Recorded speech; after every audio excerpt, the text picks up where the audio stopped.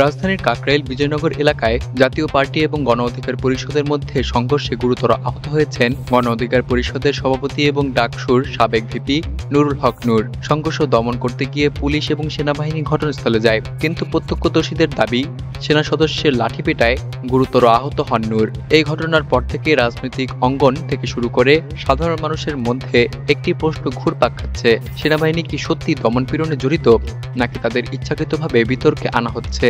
রাজনৈতিক প্রতিক্রিয়া। নুরুল হক নূরের উপর হামলার পর বিএনপি, জামায়াত ইসলামী, এনসিপি, হেফাজত ইসলাম, ন্যাশনাল পিপলস পার্টি, জুলাই ঐক্যের ১০১ সংগঠন সহ বিভিন্ন রাজনৈতিক দল এবং সংগঠন তীব্র নিন্দা জানিয়েছে। বিএনপির ভারপ্রাপ্ত চেয়ারম্যান তারেক রহমান এবং মির্জা ফখরুল ইসলাম আলমগীর সরকারকে আইনের আওতায় তদন্তের আহ্বান জানিয়েছেন। জামায়াতের নেতা মিয়া গোলাম পারওয়ার এই হামলাকে ফ্যাসিবাদের পুনরুত্থান বলে আখ্যায়িত করেছেন। হেফাজতে ইসলাম আরও এক ধাপ এগিয়ে জাতীয় পার্টিকে বিচারিক প্রক্রিয়ায় নিষিদ্ধ করার দাবি তোলে। Video footage.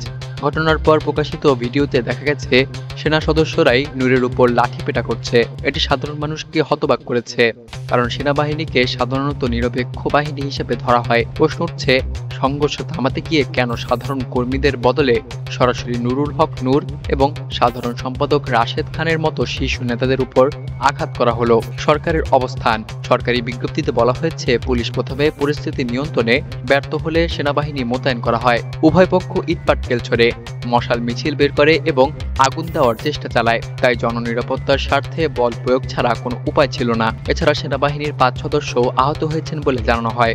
তবে সরকারি ব্যাখ্যা নূরের উপর সরাসরি হামলার প্রশ্নের জবাব দিতে পারেনি। বিরোধী পক্ষের অভিযোগ, গণ অধিকার পরিষদের দাবি আওয়ামী লীগ এবং জাতীয় পার্টির মদতপুষ্ট সন্ত্রাসীরা তাদের উপর হামলা চালায় এবং পরে পুলিশ সেনা যৌথভাবে তাদের লক্ষ্যবস্তু বানায়। বিএনপি এবং জামায়াতের নেতারা বলেন, এই হামলা মূলত বিরোধী আন্দোলনকে দমন করার অংশ। অন্যদিকে জাতীয় পার্টি পাল্টা অভিযোগ করেছে যে প্রথম হামলা করেছে গণ অধিকার পরিষদই। পুনর্বাসন তথ্য।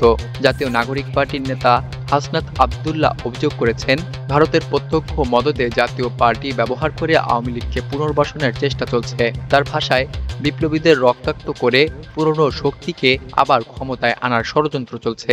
বিরোধীরা বলছে, সেনাবাহিনীকে সামনে এনে এই প্রক্রিয়াকে বৈধতা দেওয়ার চেষ্টা চলছে। সেনাবাহিনীকে দায়ী করার উদ্দেশ্য।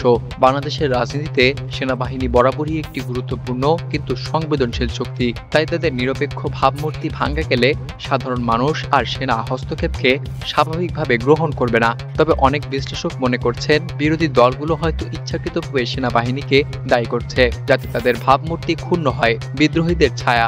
২০০৯ সালের বিটিআর বিদ্রোহের মতোই এখানে অনেকেই একটি ভেতরের ষড়যন্ত্রের গন্ধ পাচ্ছেন। সে সময় যেমন হঠাৎ করে সেনা এবং আধাসামরিক বাহিনীর মধ্যে সংঘাত ছড়িয়ে পড়েছিল, এবারও কি রাজনৈতিক অস্থিরতার সুযোগে সেনাবাহিনীকে সামনে এনে দমননীতি চাপিয়ে দেওয়া হচ্ছে, নাকি এটি সেনাবাহিনী এবং রাজনৈতিক মহলের অভ্যন্তরীণ দ্বন্দ্বের বহিঃপ্রকাশ? বিজয়নগরের সংঘর্ষ কেবল একটি রাজনৈতিক সহিংসতা নয়, বরং এটি সেনাবাহিনীর ভূমিকা নিয়ে গভীর প্রশ্ন তুলেছে।